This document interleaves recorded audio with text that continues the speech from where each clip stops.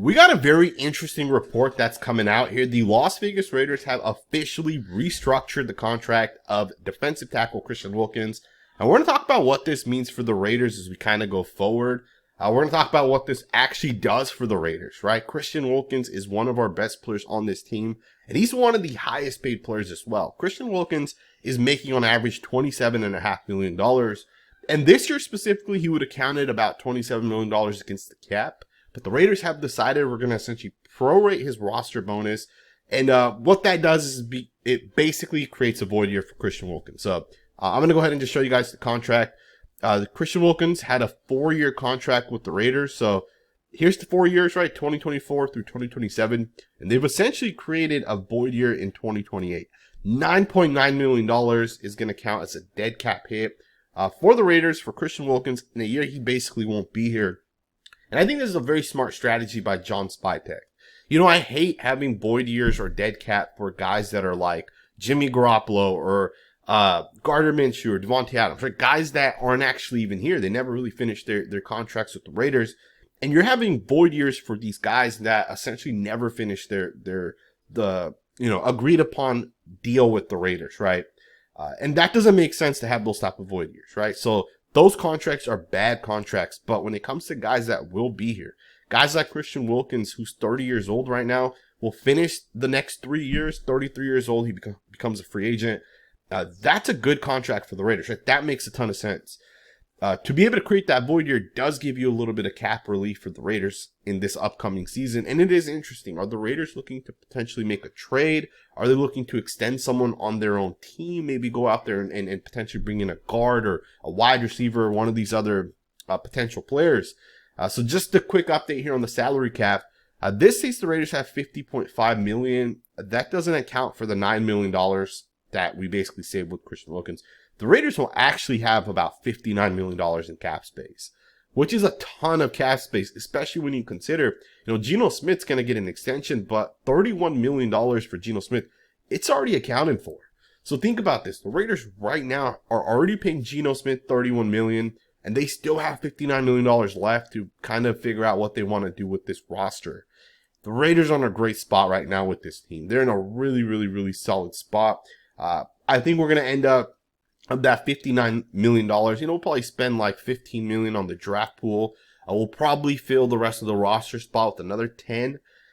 That still leaves you with north of $30 million. You can easily bring in 2 or 3 impact players, and I think the Raiders have to really consider that. I really wanted the Raiders to go out there and bring in Teven Jenkins, but unfortunately Teven Jenkins is signed with the Browns. This sucks, in my opinion, for the Raiders. This was a guy that I really wanted. Jordan Schultz put it out there that former Bears guard Teven Jenkins is signing with the Cleveland Browns. He's played in 38. He's had 38 starts over the last 4 seasons. Health has obviously been one of the big factors with Teven Jenkins. Understandably so. You don't want to necessarily pay guys that are not 100% healthy. But Teven Jenkins is a top 5 guard when he is healthy. And I think, the Browns are going to bet on the fact that he will be healthy as he kind of goes forward. And we've seen this with other guys as well, right? Teven Jenkins isn't the first player.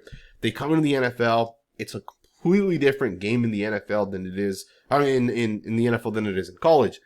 And the injuries kind of stack up early on, but as this, as your career goes on, you're able to stay a little bit more healthier. You kind of understand what it takes to be healthy.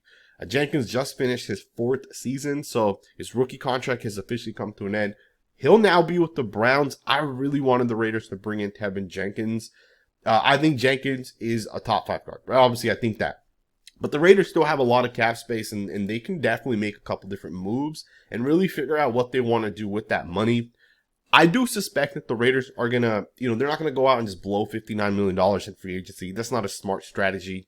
I think there's a chance that they're going to end up extending some of our own guys. Colt Miller's a guy that I think the Raiders have to realistically potentially lock in long term. Malcolm Koonce, I know he just signed a 1-year contract, but you're going to want to keep some cap dollars available if, at some point this season, Malcolm Koonce, maybe the first 6 weeks ends up with 8 sacks or he just has like a crazy start, and long term you want this guy as your defensive end. You can potentially lock him in as well, right? So you're not going to spend all $59 million.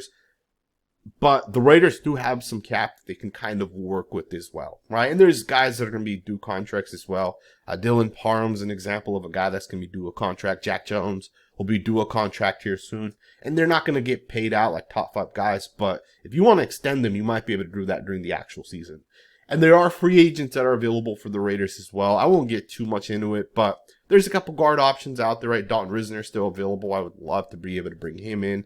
He has top 10 potential as an interior offensive lineman, And, of course, there's other guys available, right? Amari Cooper's still technically available.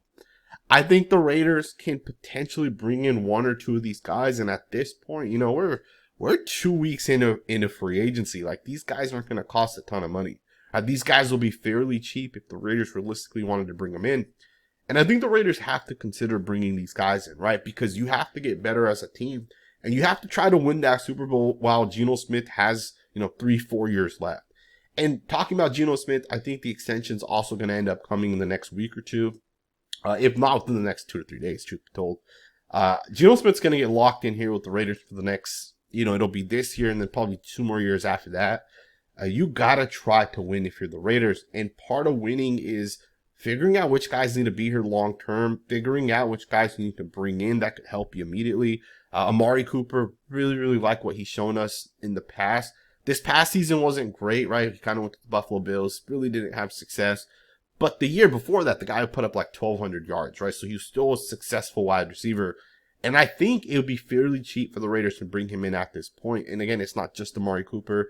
Keenan Allen's still available. These are, high upside, potentially low contracts, right? Maybe it's like between $7 to $12 million, somewhere in between that. You can potentially bring in a guard, which we've already kind of talked about. A lot of the large contracts that would have been given out, I think a lot of those guys have signed at this point, right? So for the Raiders, at this point, the guys that are available that you could potentially bring in will be like 1 or 2 year contracts. And I want to see the Raiders really make a push. Now, I want to end this video just kind of talking a little bit about something that a friend of mine posted on his Twitter. And I just wanted to kind of talk about this because Tyree Wilson's the guy that we're really banking on to have success this season. And it's not just this season. It's, for the next 10 years with the Raiders, we're banking on this guy. He was the 7th overall pick. We took Tyree Wilson over Jalen Carter, Hall of Fame trajectory already. Darnell Wright is a franchise right tackle. He's a top 5 right tackle in my opinion. We took Tyree Wilson over both of those guys, and we need this guy to step up this season. Wasted talent, basically put it out there saying Tyree Wilson isn't as bad as we think or as good as we hope for. Either way, this is a make or break year for him, and bad coaching isn't an excuse for him, which is fact, right? Rob Leonard's a phenomenal coach, right? There's just no question about it. Phenomenal coach. But the reason why I wanted to kind of talk about this was because we also talked about Travon Walker, and there was a report that Travon Walker could eventually be traded. It was trending on Twitter. I forget who put it out there, but basically they were saying that Travon Walker could be traded. He's a candidate for the Jags to potentially move off of, especially given they have a bunch of contracts they'll have to kind of pay out over the next couple of years. And Travon Walker has kind of started to break out a little bit, and more than just kind of break out. Last year, the guy was an absolute monster for the Jags. He was very, very difficult to block. And he's not like Maxx Crosby, right? Maxx Crosby gets to the quarterback quickly. Maxx Crosby, if there's 10 plays, 8 of those 10 plays, just like that, he's in the backfield blowing it up, right? Travon Walker's different. If there's 10 plays, he's not blowing them up just like that the way Maxx Crosby does. But what Travon Walker does is on all 10 of those plays, he's taking his tackle, he's collapsing the pocket, he's athletic, he has a very long range. He's kind of putting it all together, and he had success this past season. And Tyree Wilson's kind of in that make it or break it year, as Wasted is kind of saying. And I started going back and really, really watching this guy's tape. I watched every single snap this guy had over the past 3 to 4 games that he played in. And Tyree Wilson definitely had some flashes on tape. Now, I'm not going to predict that Tyree Wilson's going to end up being, a top 10 guy or whatever. But I do think that Tyree Wilson's going to have a much bigger impact for the Raiders this upcoming year than he's had in the first 2 years. I think Tyree Wilson's going to, for the first time, have a fully healthy offseason where he actually was able to go through the process. Remember his rookie year, he didn't have an offseason, right? He didn't have a training camp. He didn't get to work out with the team. And then in his second year, it was the first time he kind of went through the process. It was the first time. And we always hear guys say, hey, going from your first year to your second year, in your second year, you know what to expect now. In your first year, everything's kind of new. You don't really know what to expect. With Tyree Wilson, his first year was his second year, right? So this is the first time he's going to get to redo things where he's already kind of went through it. And I think for Tyree Wilson, he's also in a spot where he started to break out a little bit. Against the Saints, this guy had so many impactful plays. The guy was getting after it. He had multiple plays where he was moving really well. Right? They ran some defensive line games, and this guy was moving well. He was able to change direction well. He got pressure on the quarterback, and he was just a good, disruptive football player. Now, I do think he needs to really work on finishing, especially in the run game. He had multiple plays where, like, he just extends out. He holds the tight end. He's in the backfield, but he just doesn't wrap up, right? He's just not able to bring that guy down. Or he gets close to the quarterback and he's just not able to bring him down for a sack, or he's not able to impact the play. Maybe he's like 1/3 of a second slow. Those are little things that you can essentially clean up. Plus, this is going to be the year where Tyree Wilson, from a speed perspective, he knows what to expect. He knows exactly when he gets out there how things are going to kind of look. He knows when there's a tackle and a tight end and he's playing, let's say, the 4-eye technique. He knows a down block may end up coming. He knows what to look for when a guard's trying to overtake him, right? He knows now because he's played enough snaps in the NFL where he's able to see those things.